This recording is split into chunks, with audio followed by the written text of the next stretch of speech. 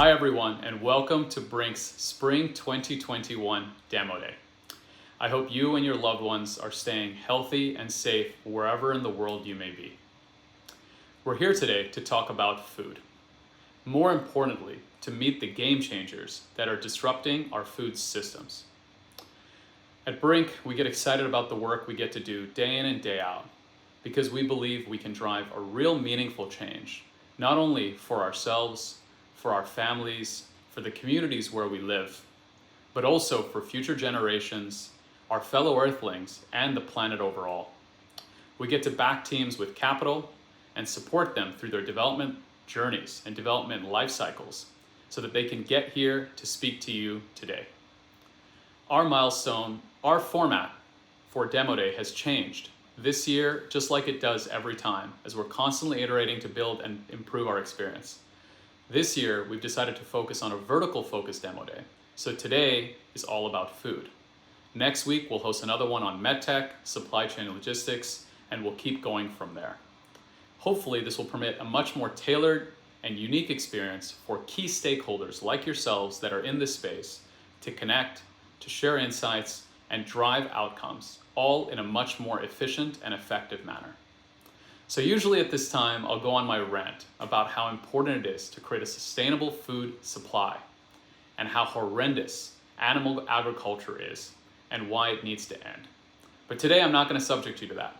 You're more than welcome to go onto YouTube and watch any of the videos we've uploaded in the past for entertainment at some point later.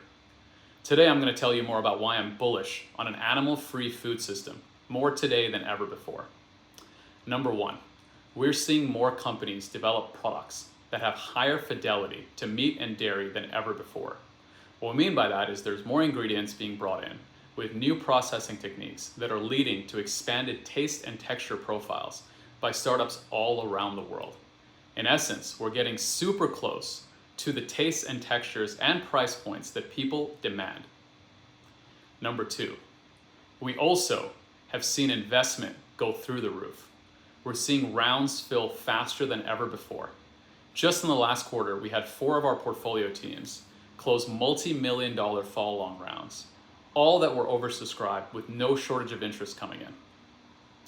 We have now additional deals that are going through the same journey, and we're seeing the exact same thing. Money is entering this space faster than ever before, and there's also more late-stage growth companies going into IPOs in this category than ever before. And we don't think this is ever going to slow down. Number 3, the media, consumers, governments are all embracing this at record speed. I'm sure everyone on this chat and even your close circles can agree that there's multiple places where you can go today to get plant-based alternates, or even in one country, lab-grown meat on shelves, in restaurants, and via e-commerce for food delivery. This was unheard of just 2 years ago. We're honestly moving at record speed. Number 4, more big food corporates and household names are launching their own meat and dairy-free products. They're also setting up their own manufacturing lines, or they're transitioning and looking at how they evolve their business, and also deploying capital into funds, going into deals, and they've all made it clear that this new version of the future that we're all excited about is here to stay. And it's not going anywhere. Number 5, we are seeing more startups in this category than ever before. Our application funnels are blowing up. We're seeing better and more focused applications as well, which is fantastic. We're seeing more regional teams with localized products that are tailoring their products to the local palates and are understanding the local market, business conditions, consumer pricing, as well as cultural profiles. I think this shows that the overall category is growing and that entrepreneurs from all around the world are seeing the potential and are getting involved. And they're driving true disruption and change. And I think this is going to push the entire industry forward on a global scale.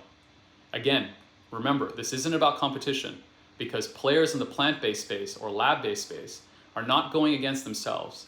They're going against the incumbents in the market that are still using animal agriculture and using old and traditional mechanisms to bring food to our tables and our stores.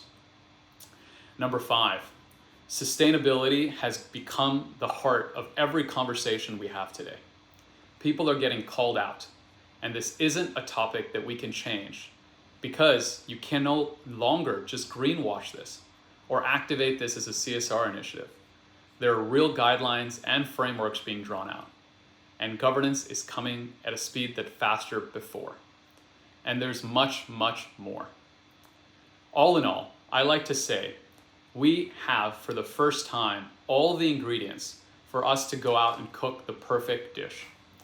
It's an exciting time, and we think it's the right time to be in this space, and we encourage more of you to get involved. Not only do we believe this is an unstoppable movement, but you can also make real money in the process. We think in the next few decades, we will end animal agriculture. Heck, it may even be in the next decade or the next few years, given how fast this is all moving.